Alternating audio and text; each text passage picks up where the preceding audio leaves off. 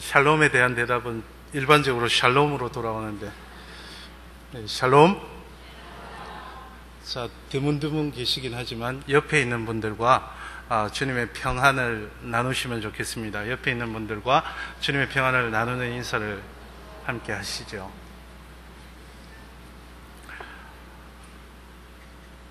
주님 안에서 우리 구덕교회 성도님들과 만나게 되어서 매우 기쁘고 감사합니다. 또 그 학교에서 강의실에서 주로 보던 우리 전도사님들 여기 와서 또 보니까 새롭고 좋습니다. 오늘 하나님께서 우리들에게 주신 사무엘서의 말씀을 통해서 아무쪼록 여러분과 제가 함께 은혜를 나누는 시간이 되기를 간절히 바랍니다. 오늘 우리들은 누구나 하나님의 임재 안에서 살고 싶어 합니다. 또 하나님께서 귀하게 들어 쓰시는 일꾼이 되기를 원합니다. 그런데 과연 하나님께서는 오늘 어떤 사람들과 함께 일하고자 하실까요? 이 세상에는 누가 일을 하고자 할 때는 잘난 사람, 또 뛰어난 사람을 높이 평가하고 그런 사람과 일하기를 바라곤 합니다. 그래서 우리들도 이 세상에서 살아가면서 그렇게 잘난 사람, 뛰어난 사람이 되려고 안간힘을 쓰고, 또 우리 아들이나 딸, 손자나 손녀가 그런 사람이 되기를 바라는 마음에서 채근하곤 합니다.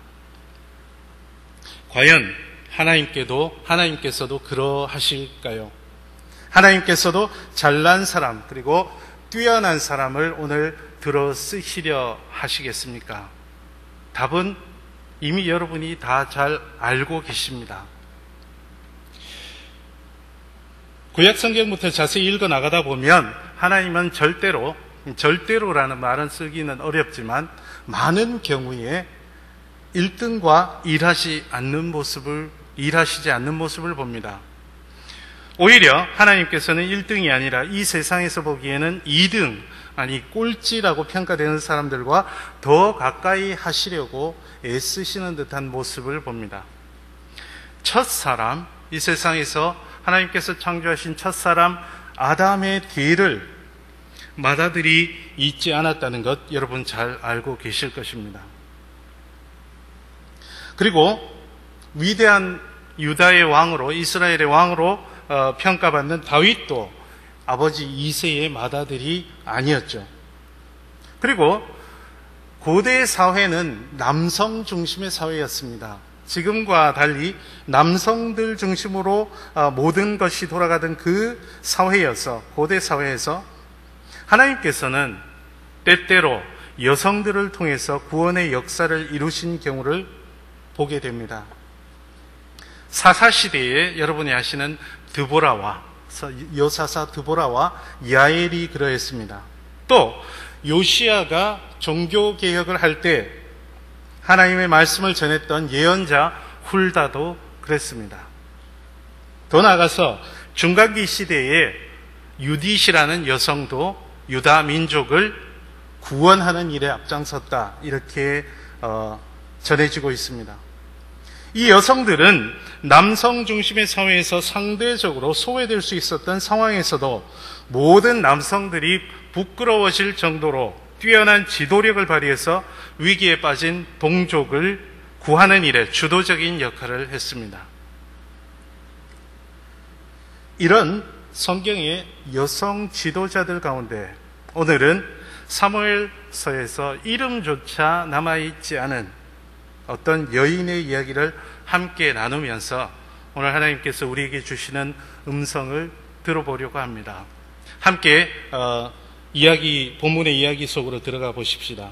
오늘 본문의 말씀은 아벨이라는 곳에서 있었던 일이었습니다. 그런데 이 아벨은 시내 또는 강, 이런 뜻이 있습니다. 아벨이라고 부르기도 하고 아벨 벳마아가라고 부르기도 하고 오늘 본문 말씀에 벳마아가 아벨이라고 부르기도 합니다. 이 성읍은 팔레스틴 북쪽 끝에 잡고 있던 견고한 성읍 요새의 성이었던 것으로 보입니다. 그러니까 여러분 이스라엘 지도가 머릿속에 있으신지 모르겠지만 북쪽에 갈릴리 호수가 있습니다. 그리고 갈릴리 호수 북쪽에 위쪽에 조그마한 강을 끼고 있었던 성읍이 아벨이 아닐까 이렇게 생각할 수 있습니다. 이때는 다윗이 이스라엘의 임금으로 등극한 뒤에 아직 정권이 안정되지 않은 때였습니다. 그러니까 지금부터 대략 3000년 전쯤의 이야기입니다. 오늘 본문 말씀이 있었던 시대에 다윗은 이미 아들 압살롬, 사랑하고 아주 수려한 외모를 가지고 있었던 압살롬의 반란으로 한 차례 홍역을 치른 뒤였습니다. 그런데 다윗 임금이 어느 지파 출신이었습니까? 유다 지파 출신이었죠. 다윗 임금과 이 다윗 임금의 출신 지파인 유다 지파 사이가 너무 친밀한 것을 본 이스라엘의 나머지 지파들이 항의를 합니다. 왜 유달리 유다 지파만 다윗 곁에서 제 맘대로 행동하느냐 하며 질투 섞인 볼멘 소리를 했습니다. 그것이 오늘 본문 바로 앞에 19장 마지막 부분에 나오는 내용입니다. 그러자 10지파들이 항의를 하자 유다 지파는 그저 자기네가 혈통적으로 더 가까운 사이라 그렇게 보일 뿐이 아니겠느냐라고 이야기를 합니다. 나머지 지파들은 불만이 매우 많았지만 우리 바로 앞장 19장 43절을 보시면 유다 사람의 말이 이스라엘 사람의 말보다 더 강경하였다 이렇게 나옵니다. 그래서 불만을 삭혀야 했습니다. 한마디로 지역 감정의 골이 이때부터 깊어지기 시작한 겁니다.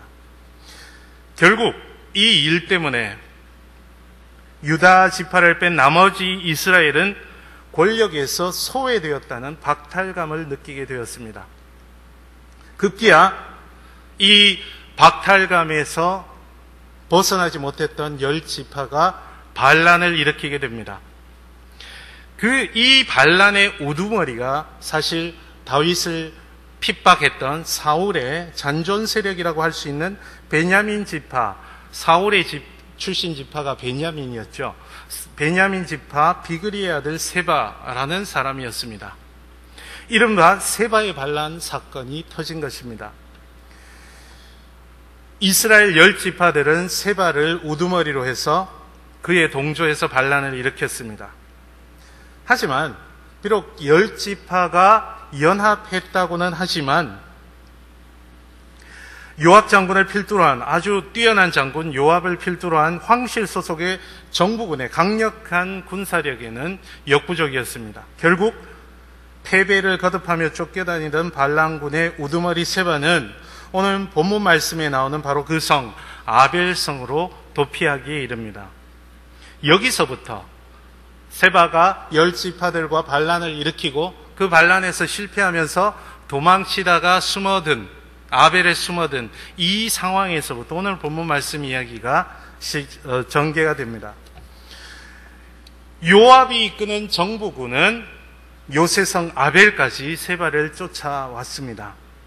견고한 아벨성에 이른 정부군은 성벽을 넘을 요량으로 사실 성벽이 아주 견고하게 세워졌기 때문에 물리적으로 부술 수는 없었던 것 같습니다. 그래서 선택한 것이 성벽 높이만큼 성벽 앞에서 토성을 쌓는 것이었습니다. 그래서 토성을 쌓기 시작했고 이 토성은 이내 성벽 높이까지 이르렀습니다. 이제 아벨성을 향한 정부군의 공격이 코앞에 닥쳤습니다. 이 급박한 때, 곧 전쟁이 일어날 수도 있는 이 급박한 때 한 여인이 등장합니다. 본문에서 이 여인은 정부군을 향해서 16절 말씀에서 크게 외칩니다. 요압 장군과 독대를 요구하는 거죠. 요압 장군이 이리 가까이 와서 내 말을 들어보십시오 라고 독대를 요구합니다. 여인의 이 말을 들은 정부군의 장군 요압이 성벽 가까이 가서 이 여인의 말을 들어주는 것을 수락합니다. 그러자 여인이 한 것은 요압 장군을 설득하기 시작한 것입니다. 18절과 19절 말씀인데 우리 18절과 19절 말씀을 한 목소리로 한번 같이 읽어보면 좋겠습니다. 시작. 여인이 말하여 이르되 옛 사람들이 흔히 말하기를 아벨에게 가서 물을 것이라 하고 그 일을 끝내었나이다. 나는 이스라엘의 화평하고 충성된 자 중 하나이거늘 당신이 이스라엘 가운데 어머니 같은 성을 멸하고자 하시는도다. 어찌하여 당신이 여호와의 기업을 삼키고자 하시나이까 하니. 아멘. 이 본문을 조금 더 수월하게 이해하도록 세 번역으로 읽어보면 이렇습니다. 한번 들어보십시오. 그 여인이 말하였다. 옛날 속담에도 물어볼 것이 있으면 아벨 지역에 가서 물어보아라 하였고 또 그렇게 해서 무슨 일이든지 해결하였습니다. 저는 이스라엘에서 평화롭고 충실하게 사는 사람들 가운데 하나입니다. 그런데 장군께서는 지금 이스라엘에서 어머니와 같은 성읍 하나를 멸망시키시려고 애쓰십니다. 왜 주님께서 주신 유산을 삼키려고 하십니까? 이렇게 아벨 성에 있던 여인이 요압을 설득합니다.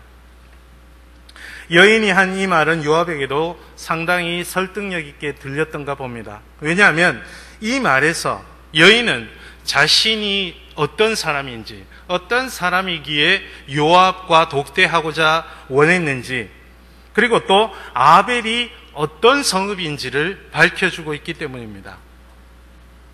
아벨이라는 성읍은 여인이 들고 나온 속담처럼 아마도 옛 이스라엘에서 평화를 중재하는 구실을 했었던가 봅니다.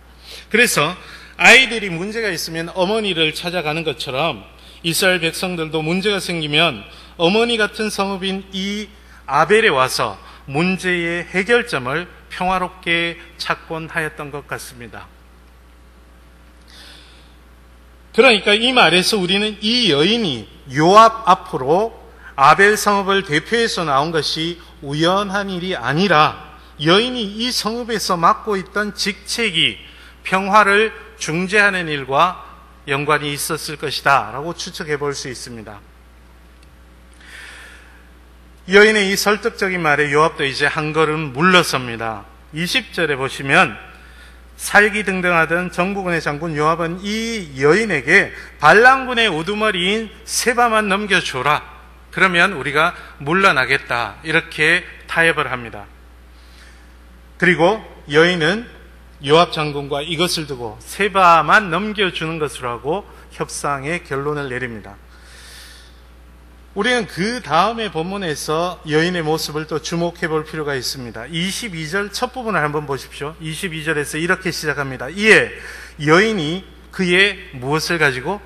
지혜를 가지고 모든 백성에게 나아가매. 이렇게 시작합니다. 이 말이 무슨 뜻입니까?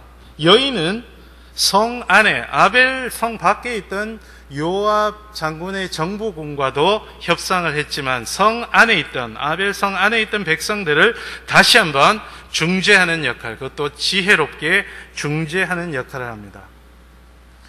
여기서 우리는 이 여인은 성읍의 대외적으로나 대내적으로 평화 중재에 아주 중요한 역할을 하던 지도자였다라는 사실을 알 수 있습니다.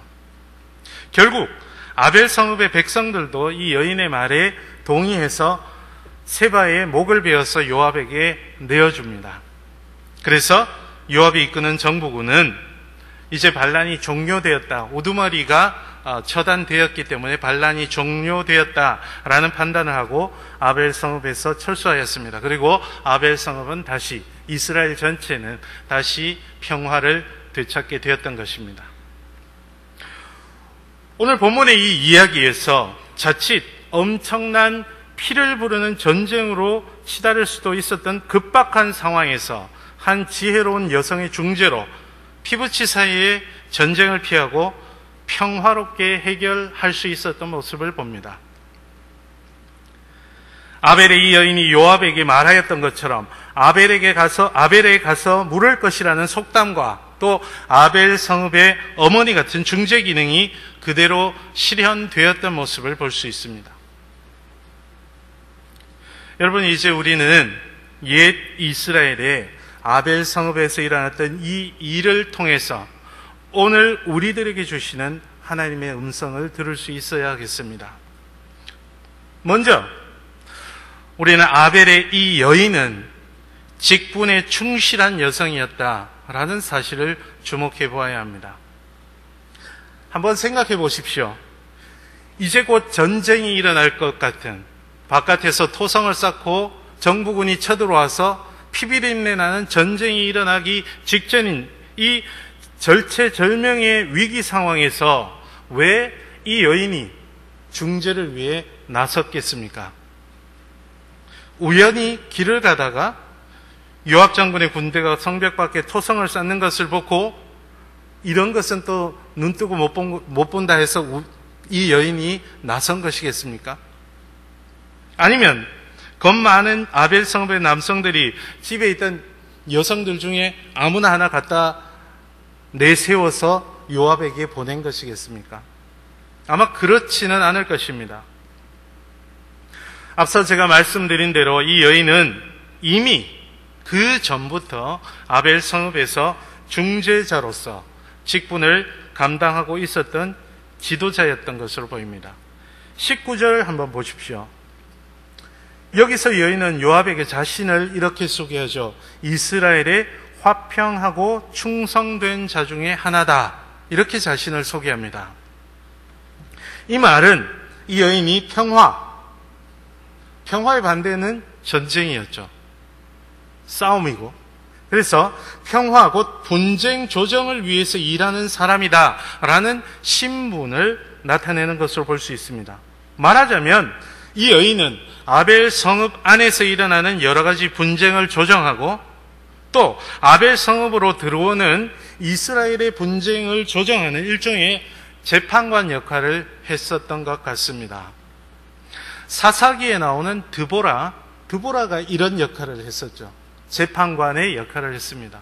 이 여인도 드보라와 같은 재판관의 역할을 하던 지도자였던 것으로 보입니다. 다만 사사 시대에는 왕이 없었기 때문에 사사들의 이름이 남아있지만 이때는 이미 왕정 시대가 시작했기 때문에 활동 범위도 아벨 성읍 안으로 제한이 되고 그 이름도 왕실에 소속되지 않았기 때문에 전해지지 않을 뿐입니다. 그래서 아벨 성읍의 위기 상황에서 이 여인이 나선 것은 19절에 말씀하듯이 충성된 자로서 화평을 이루는 분쟁을 조정하는 직분을 맡은 사람으로서 충성되게 중재자인 자신의 직분을 충실하게 이행했던 것이라고 볼 수 있겠습니다. 자칫 잘못했다가는 요압 장군의 정부군에게 죽임을 당할 수도 있습니다. 말 한마디 잘못하면 그 자리에서 죽을 수도 있습니다. 그러나 자신의 직분이 중재자였기 때문에 이 여인은 과감히 나설 수 있었던 것입니다. 여기서 우리가 배울 바가 있습니다. 오늘 우리 교회에도 이런저런 직분들이 있고 그 직분을 맡은 사람들이 있습니다. 그런데 과연 오늘 우리들은 이 직분을 얼마나 잘 감당하고 있는지 아벨의 이 여인을 통해서 되돌아볼 수 있어야 하겠습니다. 오늘 우리들은 혹시 교회에서 우리가 하고 싶은 일은 열심히 하면서도 정작 우리가 해야 하는 일에는 소홀하고 있지 않은지 돌아볼 수 있어야겠습니다. 내가 봉사해야 되는 자리, 그리고 내가 있어야 할 기도의 자리, 또 내가 참석해야 될 성경 공부나 구역 모임의 자리, 그 자리들이 혹시 나 때문에 비어있는 일은 없는지 한번 돌아보아야 하겠습니다. 아벨의 이 여인을 보십시오. 그가 요압 장군 앞으로 나아가는 것이 어디 쉬운 일이었겠습니까? 그러나 19절 말씀에서 보듯이 그는 이스라엘의 화평하고 충성된 자로서 하나님 앞에서 감당해야 할 직분을 제대로 감당하기 위해서 죽음을 무릅쓰고 담대히 나아갔던 것 아니겠습니까? 오늘 우리가 교회에서 감당해야 될 일들 가운데 이 아벨의 여인처럼 죽음을 무릅써야 되는 일은 아마 없을 것입니다. 다만 내가 하고 싶지 않은 일은 있을 것입니다. 만약 한 번이라도 우리가 내가 도대체 왜 여기서 이 일을 해야 하나 라는 생각을 했었다면 우리는 이 하나님의 말씀, 아벨의 화평하고 충성된 자로서 이 역할을 감당했던 여인을 소개하는 이 하나님의 말씀 앞에서 오늘 다시금 회개하고 헌신을 다짐해야 할 것입니다. 제가 예전에 목사 안수를 받기 전에 교육전도사 시절에 이제 지금 교회에서도 여름 수련회철이 되었죠. 청년부가 지금 여름 수련회 갔다고 들었는데 여름 수련회를 갔습니다. 그래서 다음 날 코너 학습을 야외에서 하기로 했습니다. 그런데 하필 그 전날에는 대부분 비가 오죠. 비가 억수같이 내렸습니다. 저는 잠도 못 자고 코너 학습이 안 될 것 같다는 불안감에 떨고 있었습니다. 그런데 다행히 이튿날 비는 오지 않았습니다.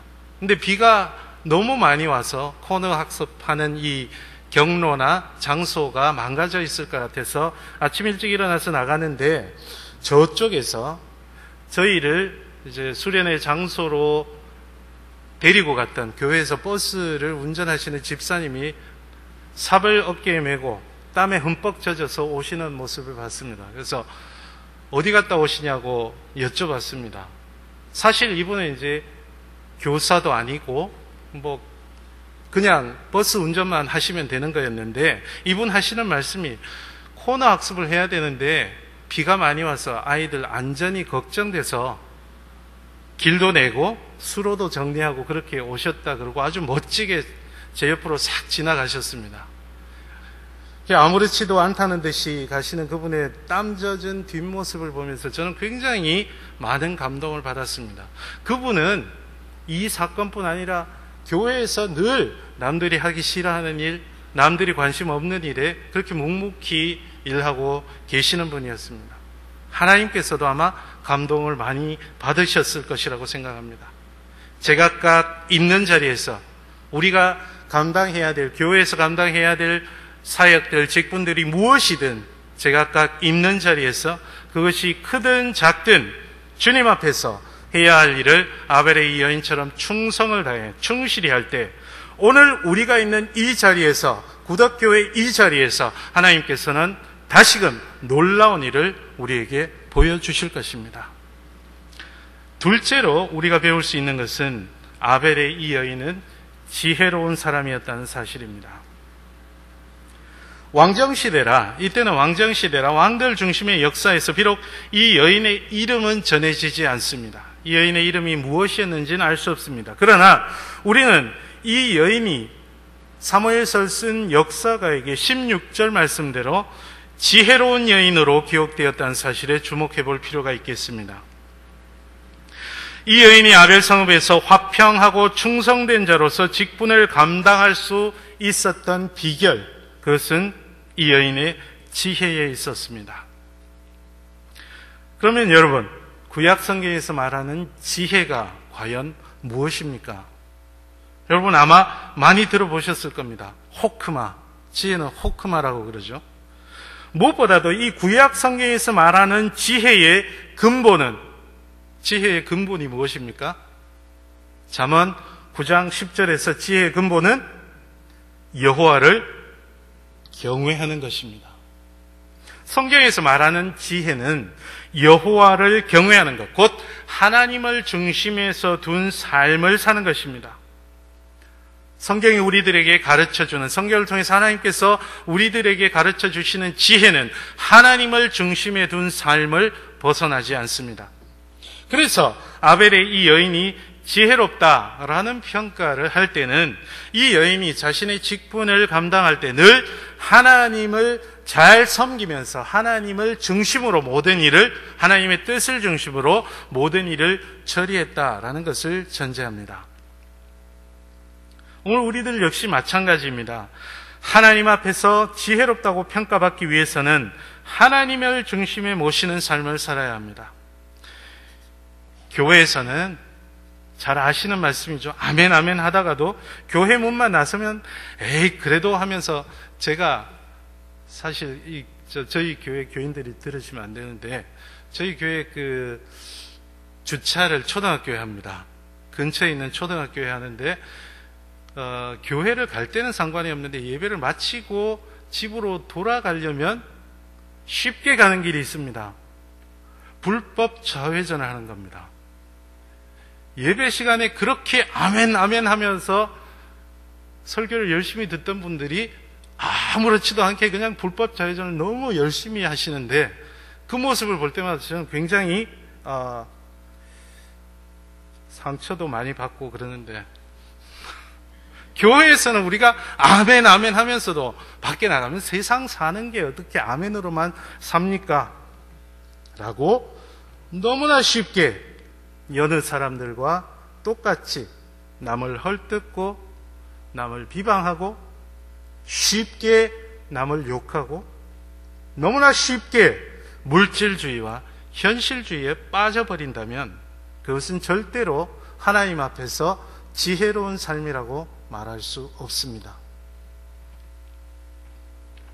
지혜로운 삶은 언제나 한결같이 우리가 교회 안에 있거나 아니면 아무도 알지 못하는 군중들 사이에 무명인으로 있거나 한결같이 주님이라면 이럴 때 어떻게 하라고 하실까라고 질문하면서 기도하는 마음으로 그대로 실천하는 것입니다.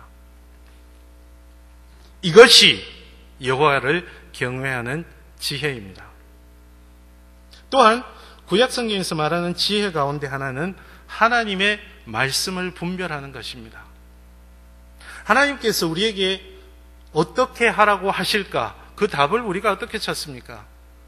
매번 하나님께서 직통 계시로 귀에 말씀을 들려주시면 좋겠지만 적어도 저한테는 그렇게 안 하시는 것 같아서 하나님의 뜻을 분별하는 것은 말씀에 있습니다. 하나님을 중심에 둔 삶이라는 것은 말씀을 중심에 둔 삶이라는 말과 같은 것입니다. 호세아서 14장 9절의 말씀을 제가 읽어드릴 테니까 한번 잘 들어보십시오. 호세아서의 마지막 구절입니다. 누가 지혜 있어 이런 일을 깨달으며 누가 총명이 있어 이런 일을 알겠느냐. 여호와의 도는 정직하니 의인은 그 길로 다니거니와 그러나 죄인은 그 길에 걸려 넘어지리라. 이 말씀은 호세아에 있는 모든 말씀을 깨닫고 분별해서 옳은 길을 행하는 것, 그것이 지혜라고 전합니다. 하나님의 말씀을 듣고 하나님의 말씀을 깨닫고 그대로 살아가는 것이 지혜다라고 가르쳐주고 있습니다. 아벨의 지혜로운 여인을 보십시오. 그는 요압 장군의 군대와 성읍에 있는 사람 가운데 정확하게 중도의 방법을 선택하면서 어느 한쪽에서도 치우치지 않고 평화, 하나님의 뜻인 평화를 일구어내는 모습을 보여주었습니다. 한편으로는 요압 장군을 설득하고 또 다른 한편으로는 성읍 사람들을 설득하는 기지도 발휘하였습니다. 그래서 전쟁으로 치달을 수 있는, 그것도 피부치간에 피를 흘리면서 치르는 전쟁으로 치달을 수 있는 상황에서 말 그대로 이 사태를 지혜롭게 수습했습니다.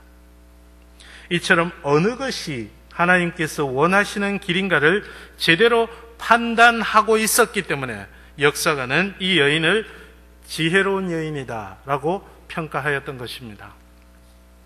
이 평가는 역사가의 평가만이겠습니까? 이 평가는 하나님의 평가였습니다. 여러분, 우리도 하나님께서 그 사람은 정말 지혜로운 사람이다 라고 우리를 향해서 평가해 주시는 것 얼마나 좋겠습니까? 하나님 말씀 앞에서 우리들 모습도 이러하여야 하지 않겠습니까? 우리가 신앙을 가지고 삶을 이어가면서 우리 판단 기준은 그래서 하나님의 말씀이 되어야 합니다. 너무나 뻔한 말인 것 같지만 진리입니다. 하나님의 말씀이 우리 삶의 기준이 되어야 합니다. 만약 말씀이 우리 삶의 기준이 되지 못한다면 우리 신앙은 결국 신앙인으로서 분별력을 잃어버리게 되는 것입니다. 신앙의 분별력을 잃어버리면 교회에서는 물론 사회에서도 자기 욕심만 채우려고 남들을 보지 못하는 이기적인 사람이 되고 맙니다. 제 자신이 바라는 것을 얻으려고, 우리가 흔히 욕하는 사람들처럼 제 자신이 바라는 것을 얻으려고 정의의 편에 서기보다는 불의한 편에 서는 일쯤은 아무렇지도 않게 여기도록 판단력이 흐려져 버릴 것입니다.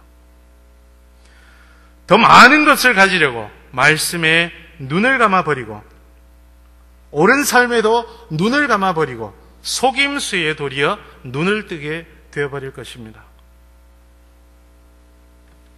이런 잘못을 저지르지 않고 말씀에 굳게 서기 위해서는 말씀을 입에서 떠나지 않게 해야겠죠. 저는 언젠가 어떤 교회에 갔다가 한 분이 저게 뭔가를 자랑하시는 걸 봤습니다. 그게 그분의 선친께서 붓글씨로 한 글자 한 글자 또박또박 필사하신 성경책이었습니다. 물론 성경을 필사한다고 해서 곧 신앙 말씀을 깊이 깨닫고 있었다라고 말하기는 어렵지만, 저는 그 필사 성경의 한 글씨 한 글씨를 보면서 그 선친의 말씀 사랑과 그에 따른 올곧은 삶을 눈으로 보는 듯 했습니다. 무엇이든 가까이 하면 친근해지지만 멀리 하면 이내 낯설어지게 됩니다. 오늘 우리들은 하나님의 지혜를 얻기 위해서 얼마나 말씀을 가까이 하고 있는지 돌이켜 보아야 합니다. 여러분, 얼마나 말씀을 가까이 하고 계십니까? 여러분, 얼마나 말씀을 잘 묵상하십니까? 얼마나 자주 묵상하십니까? 얼마나 깊이 묵상하고 계십니까? 성경 말씀을 읽고 그 뜻을 새기는 능력은 거저 얻을 수 있는 것이 아닙니다. 신앙생활을 오래 했다고 해서 말씀의 뜻을 잘 아는 것도 아닙니다. 직분의 깊이가 깊어진다고 해서 말씀을 잘 새기는 것도 아닙니다. 신학교를 졸업하고 목사 안수를 받고 목사가 되어서 수십 년을 목회를 한다고 해서 곧 세월이 지난다고 해서 말씀을 깊이 깨닫는 것이 아닙니다. 그것은 부단한 노력, 배우고자 하는 욕구, 열정, 말씀을 향한 열정, 그것 없이는 불가능한 것입니다. 더불어 말씀에 대한 분별력을 두고 끊임없이 기도해야 합니다. 말씀을 읽는다고 해서 다 깨닫는 것 아니지 않습니까? 그것이 분별의 지혜입니다. 성령 하나님께서 주시는 분별의 지혜가 있을 때만 우리는 아벨의 지혜로운 여인처럼 하나님 앞에서 올바른 결정과 결과를 이끌어낼 수 있습니다.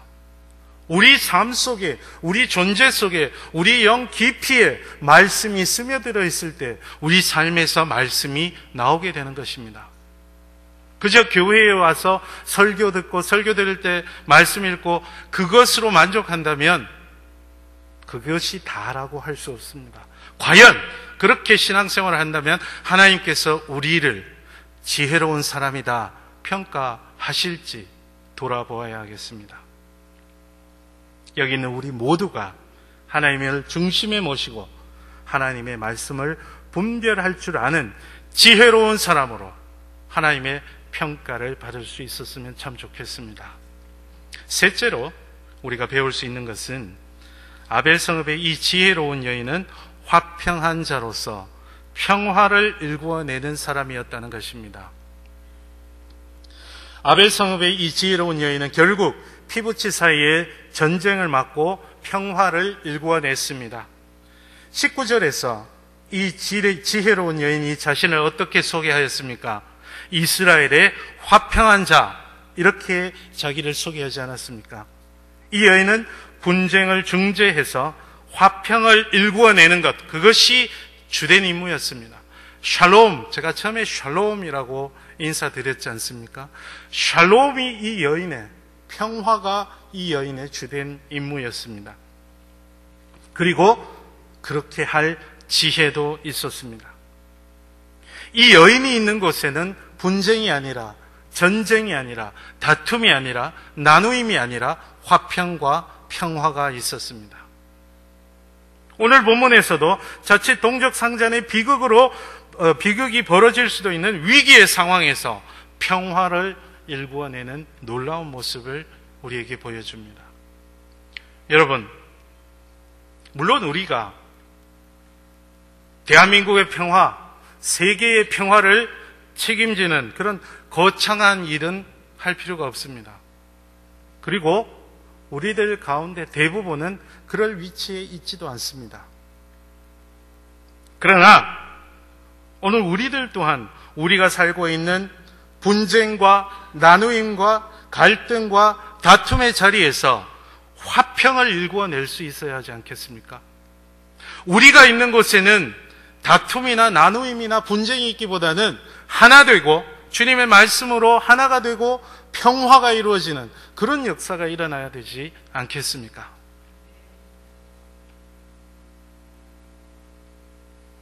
하나님께서는 이스라엘의 화평한 자 아벨의 이 지혜로운 여인을 통해서 전쟁에서부터 화평을 내셨습니다. 그것은 오늘 우리들을 향한 하나님의 뜻이기도 합니다. 우리 그리스도인들이 가는 곳에는 화평이 일어나야지 분쟁이 일어나고 다툼이 일어나서야 하겠습니까? 오늘날 한국 교회 그리고 한국 사회, 한국 정치를 보면 그러지 않은 것 같아서 참으로 안타깝습니다. 정치인들 중에 대부분은 기독교인입니다. 그런데도 분쟁이 일어나고 이 세상에 걸어다니는 4사람 중에 1명은 기독교인입니다. 그런데도 여전히 다툼이 일어나고 범죄가 일어나는 것. 우리 주님께서는 이 자리에 있는 우리 모두가 저마다 처한 자리에서 화평한 자로서 화평을 일구어내는 하나님의 일꾼들이 다 되시기를 바라고 계십니다. 주님의 사랑하시는 성도 여러분, 우리 주 예수께서 마태복음 5장 9절 산상수훈에서 뭐라고 말씀하십니까? 화평케 하는 자는 복이 있나니 그들이 하나님의 아들이라 일컬음을 받을 것이요. 이렇게 말씀하지 않으셨습니까? 오늘 이 아벨의 지혜로운 여인이 바로 전쟁의 문턱에서 그 전쟁을 막아내고 화평을 일구어내서 하나님의 자녀라 일컬음을 받는 복 있는 사람, 곧 행복한 사람이 되었습니다. 하나님의 말씀을 분별하여서 화평을 일구어내는 사람, 그것이 우리의 행복이 되면 얼마나 좋겠습니까? 비록 이름도 남아있지 않지만 하나님의 화평을 일구어내는 중요한 일꾼으로 성경에 기록되어서 길이길이 남게 되지 않았습니까? 하나님께서 들어 쓰시는 사람이 되었습니다. 오늘 우리들도 화평을 만들어내는 지혜로 주 안에서 우리 행복을 삼고 또 그렇게 하나님께서 들어 쓰시는 일꾼이 된다면 얼마나 좋겠습니까?